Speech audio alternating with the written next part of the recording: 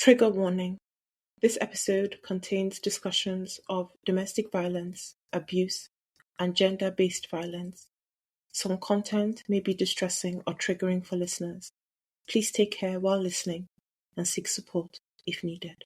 Welcome back to A Slice of Health, where health comes alive, with bite-sized health education to keep you moving and become your own health champion, with stories that heal and knowledge that empowers. But before we jump into our topic for today, I want to tell you a story. Lucy's boyfriend slapped her. This is not the first time that a boyfriend has slapped her. Her ex-fiancé slapped her and threw her down the stairs. She broke 2 bones that time. This time, another boyfriend has slapped her. And Lucy wants to know, what exactly should she do? She asks an aunt for support, and her aunt says, all couples have disagreements. Her aunt suggests that this is part of romance, suggests that this is normal. I refuse. On today's episode, we're going to talk about the next 16 days of advocacy against abuse perpetrated towards women. Hopefully, you would be able to give the Lucys in your life better advice than her auntie gave her. Today, the 25th of November, marks the start of 16 days of activism against gender-based violence. Every year, between the 25th of November to the 10th of December, these 16 days act as an opportunity for everyone to stand in solidarity against violence perpetrated against women and girls everywhere in the world. These 16 days, leading up to Human Rights Day on the 10th of December, help us to put in perspective this violence, which is a major public health issue. This affects up to 1 in 3 women in their entire lifetime. These risks increase in situations of war, poverty, and changes in climate. Violence against women and girls is a humanitarian crisis across the world. These 16 days act as an opportunity for every one of us to be enlightened, aware, and use opportunities to speak out and speak up against violence that is perpetrated against women and girls around the world. This is especially focusing on domestic violence, given the fact that around 16% of adolescent girls have experienced some form of intimate partner violence within 1 year. About 4 to 5% of older women have faced it as well. This shows that violence against women goes across the spectrum of age and race. Today I'm going to talk to you about a few myths and facts surrounding violence against women in the hope to get you to understand why this is really important and why we've taken some time today to talk about it. The first thing is that silence enables harm.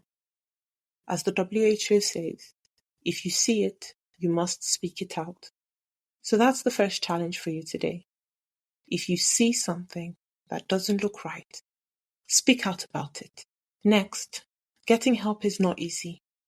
So if you identify violence existing, do not assume that the person who is a victim or the person that has endured this at the hand of the perpetrator is able to easily get help.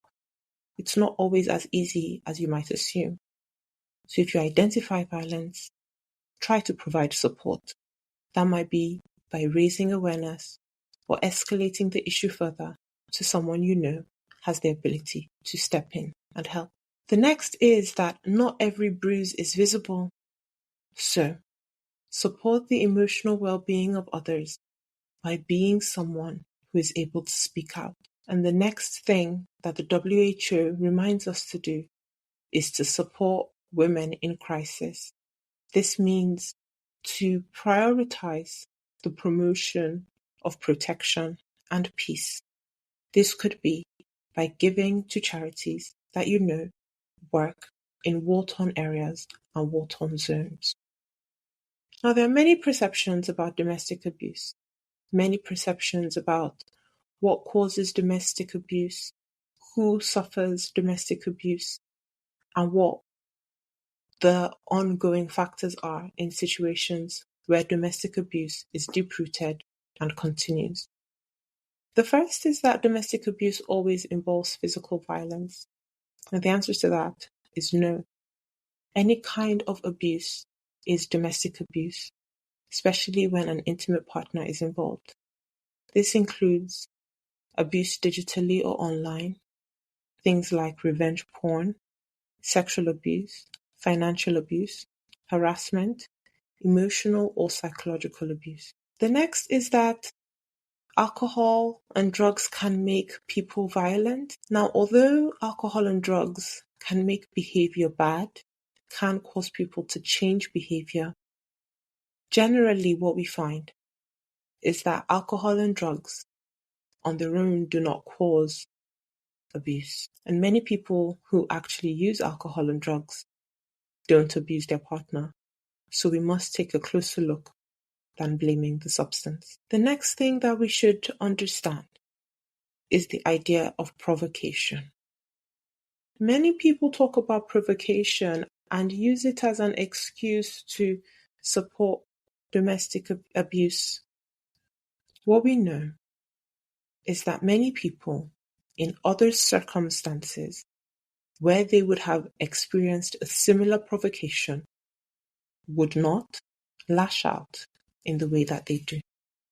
And so it is very clear that provocation is not in any way a cause of abuse. In fact, when we blame a woman and suggest that she provoked her abuser, we really perpetrate the idea that it is the victim's fault, when actually the responsibility lies with the person that initiated and instigated abuse. Domestic abuse is not a private matter. It is not something that should be hush about. And the reason for this, very important reason, is that in the UK, England and Wales, every 4 days, a woman is killed by a male partner or former partner. This is why talking about domestic violence, abuse in homes, abuse by an intimate partner cannot be hush-hush, cannot be something we say nothing about. We must talk about it. We must raise awareness of it. Yes, men are abused and women are abused, but the rate of death of women at the hand of a former partner or current partner is alarming, and it should not be ignored by any one of us. Many people suggest that false allegations about abuse increase the rate of claims or reports of abuse. The first thing to note is that false allegations are rare, and continuing that suggestion that women are lying about abuse can often act as a deterrent, preventing women from seeking help. And remember what I said. Every 4 days in England and Wales, a woman is killed by a former male partner or her current male partner. And so if a woman is being abused, we want her to speak up, we want her to get help, and we want her to get to safety. So what I want to remind you today is that all couples argue, yes, but not all couples have abuse as part of their relationship. A slap here and there is not a disagreement. Limitation of finances is not a disagreement. Emotional violence and revenge porn is not a disagreement. Disagreements and abuse are not the same thing. Domestic abuse is very common, and it is common enough to cause the death of so many women in England and Wales and all around the world on a daily basis. So, as we've said, women are more likely to be attacked by men that are known to them. 9 in 10 rapes against women were carried out by somebody that they knew. In many situations, the person that assaulted them was most likely an intimate partner. So, I go back to the recommendations from the WHO over the next 16 days. 1. Remember, silence enables harm. If you see it, speak it out. 2. Remember, getting help is not easy. So if you identify violence, provide support or direct someone to where they can find support. 3. Not every bruise is visible. The emotional support needed is also very tangible. And remember, not every abuse is physical. These can be emotional, digital, psychological, and varied in many different ways. And finally, support women who are in crisis, women in war-torn zones, women in places where there is no peace.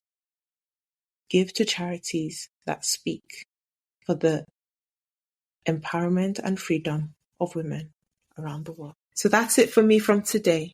Until I'm back in your ear tomorrow with stories that heal and knowledge that empowers. Bye for now.